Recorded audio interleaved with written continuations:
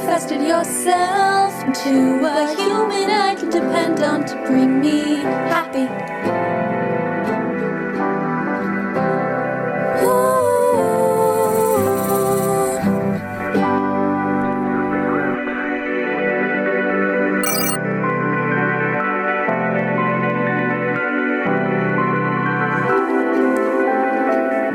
Thank you, happy.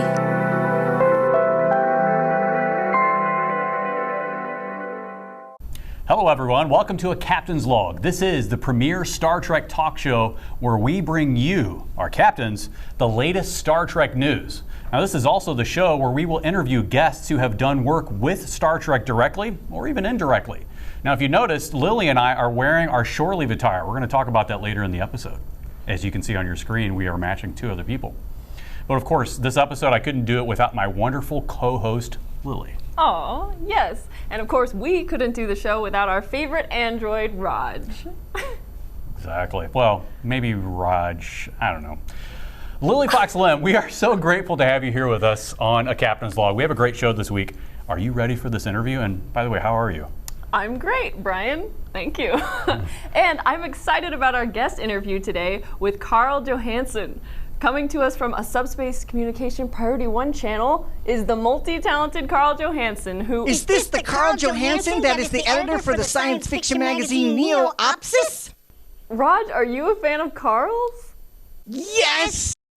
He's just one of the biggest science fiction writers, editors there is! Great! Raj, the view screen is all yours. Bass, our guest today, Karl Johanson, is a renowned science fiction writer.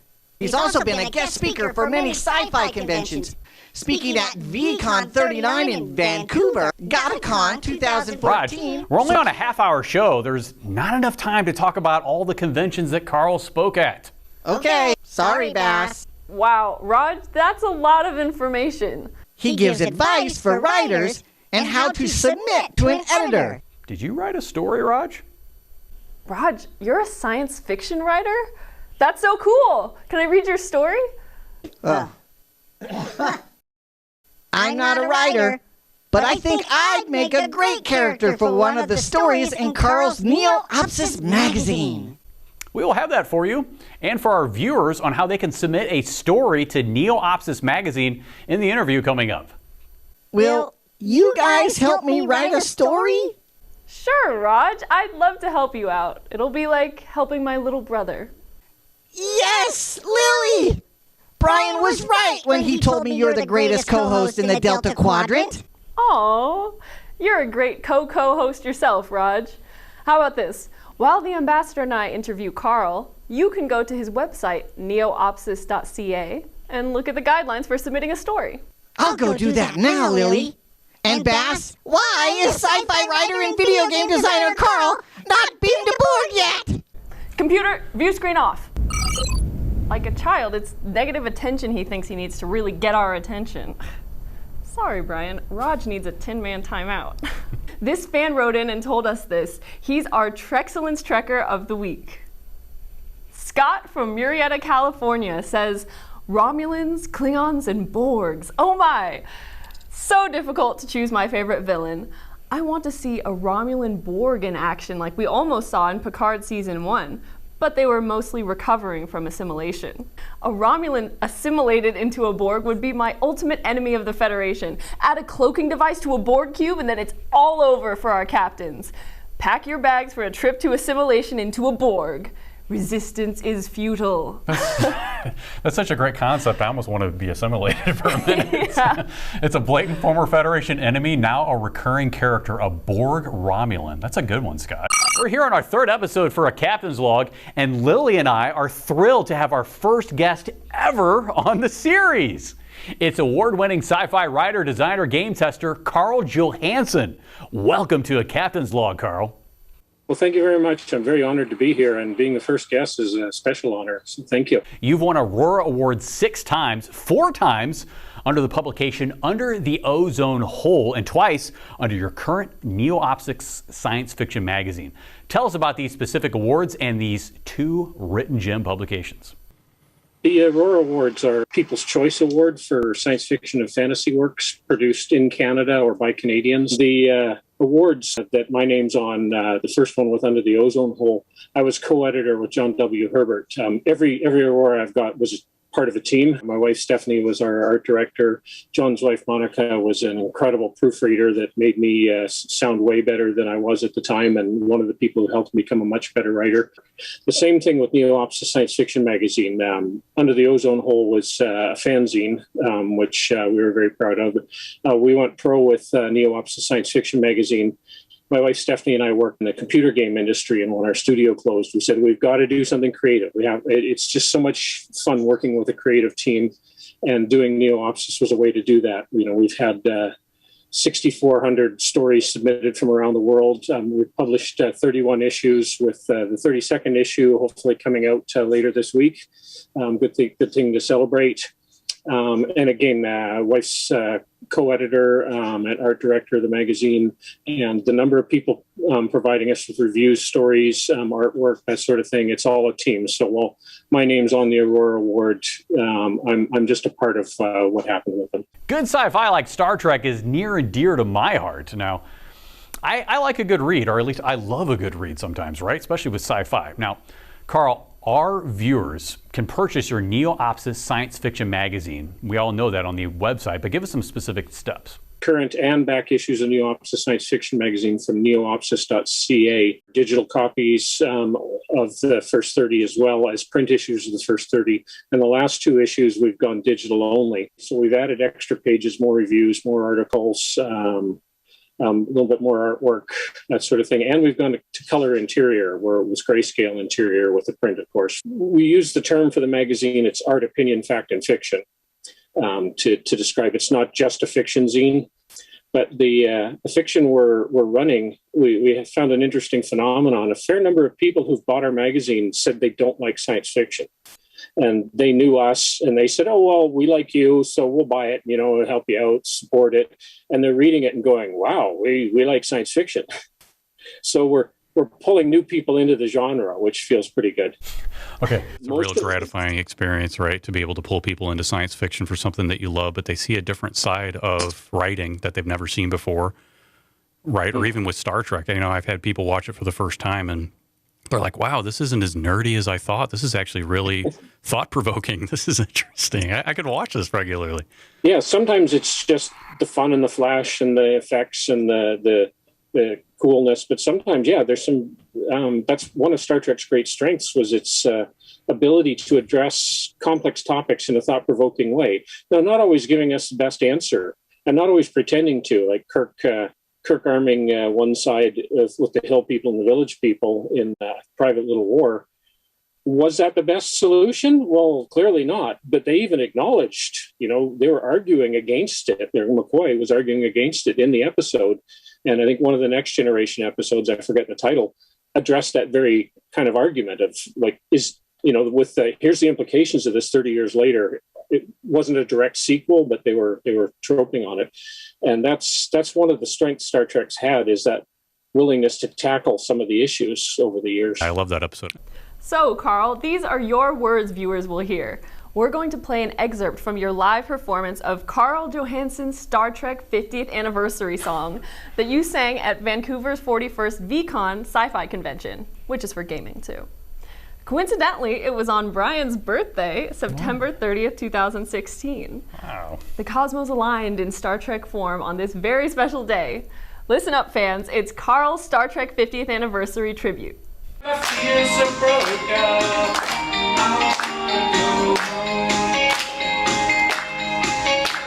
a captain, he got annoyed when seen to an asteroid where the Metrons made him fight with a gorn.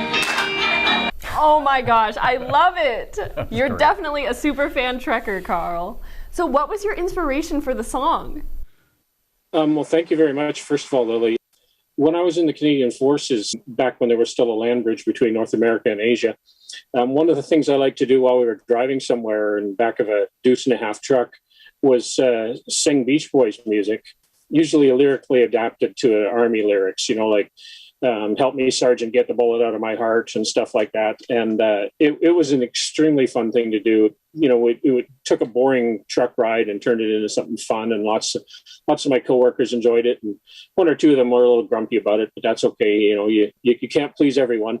But so doing a Beach Boys song about Star Trek for me was like going back, being with the guys in the military, and you kind of feel family-ish often with the people you work for in a military situation. And it's often the same with science fiction and Star Trek fandom, is you feel a real closeness with the people. So singing with them, I was scared singing it, but they all made me feel comfortable doing it and enjoyed it and clapped along with me, and it felt great. And if I may, lyrically readapted songs for the lyrical readaptions like Weird Al does as Filking. You've tuned into a Captain's Log. We're interviewing Neo-Opsis Science Fiction Magazine editor, writer, and game designer Karl Johanson from the Great White North up in Canada, home to the greatest earthly sport of hockey, and 90-year-old William Shatner. Karl, have you met the Bill Shatner as Captain Kirk? Or better yet, tell us about your sci-fi conventions and or Star Trek convention memories. Like, who have you met?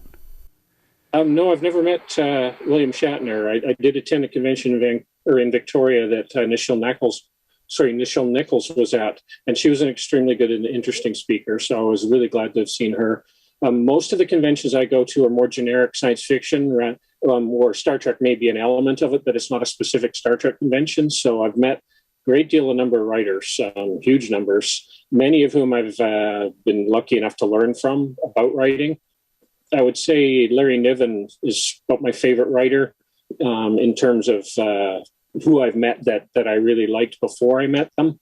And Larry Niven wrote the soft weapon for the Star Trek animated series and brought the Kzinti into the Star Trek universe, including some of the games. You see Starfleet battles, the Kazin showed up in that.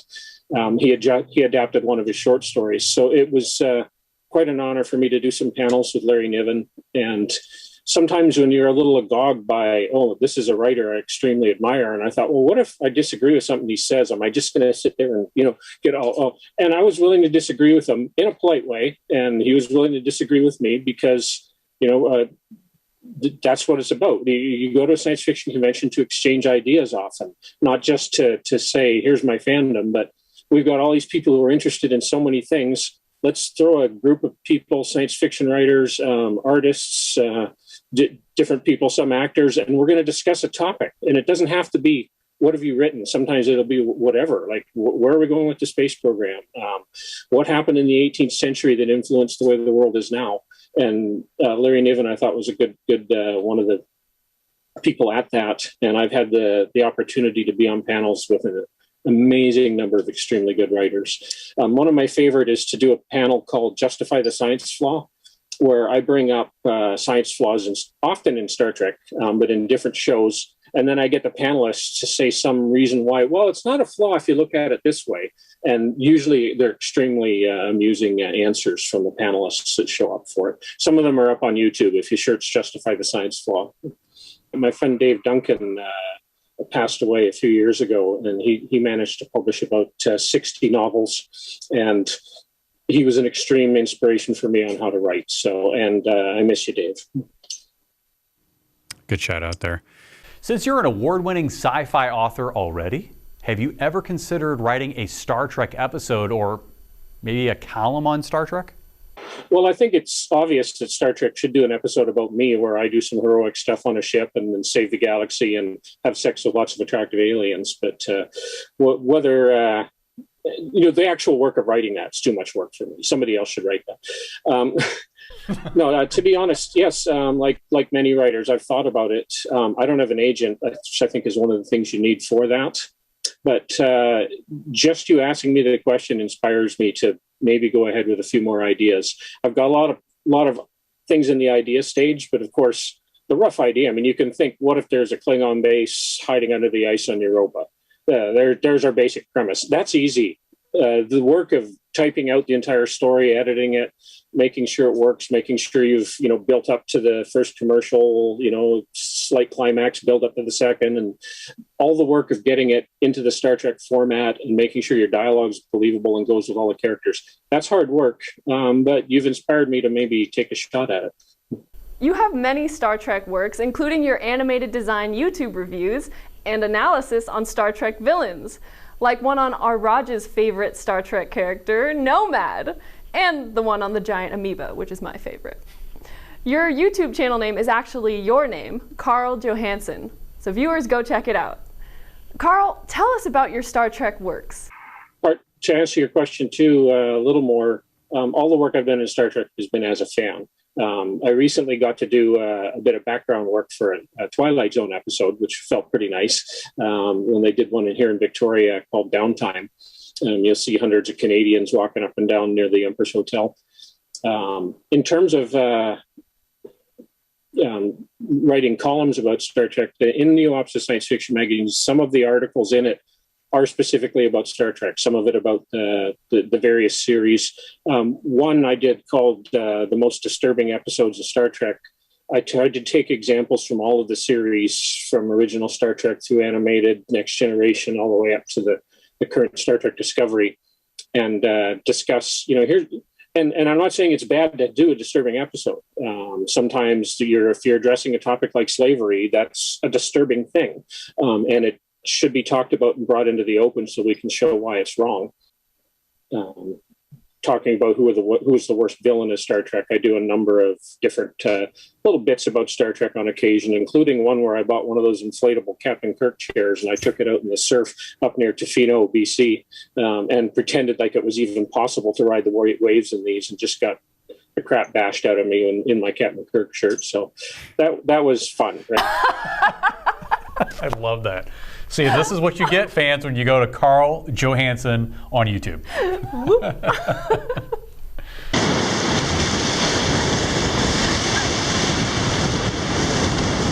Many of the computer and video games you designed and tested were science fiction or fantasy related. Why don't you tell us about your biggest or most well-known works from your days at Disney Interactive and other releases? The first one I worked on was The Riddle of Master Lou, based on Ripley's Believe It or Not. And to relate that back to Star Trek, the head writer on that was Lee Sheldon, who wrote Remember Me on Star Trek The Next Generation, which I think was their best episode. Mm-hmm. And he worked as a producer on some, I think 5 other episodes, maybe more than that. Another person who I took inspiration on how to write from.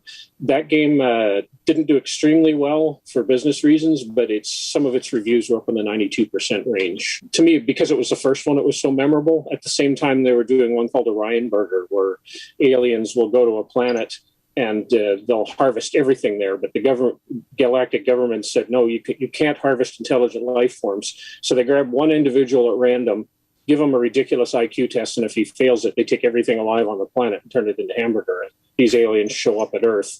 And it's kind of a Groundhog Day one where you're going through the test over and over because somebody wants to find out what happens if anybody does pass their tests that are unpassable. So that one's great. Disney Interactive, most of the work we did was educational titles, like Ready to Read, Ready for Math with Winnie the Pooh, or with Mickey, and some Buzz Lightyear math games, that sort of thing.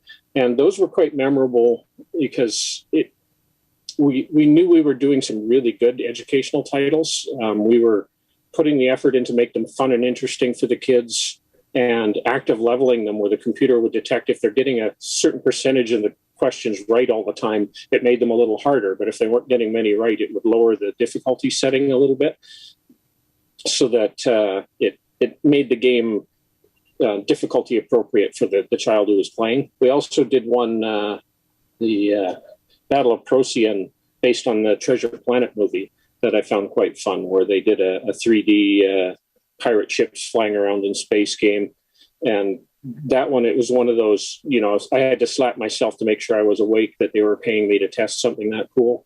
It's like, like I'm stupid enough if they asked me, I'd have done it for free, right? But so that one, that's a really fun game. So your favorite episode of all time? Yeah, my favorite original Trek, Day of the Dove. And to me, it wasn't worry about floaty alien things making us fight. It's worry about politicians trying to get us to fight because they don't want us to look at their budget too closely or that sort of thing. The message behind that one really rings true for me. Oh, yes. We just referenced Kang specifically from that episode. Sword fighting on the Enterprise. Yes! Kang! Klingon Dahar Master! Klingon walk ta judge.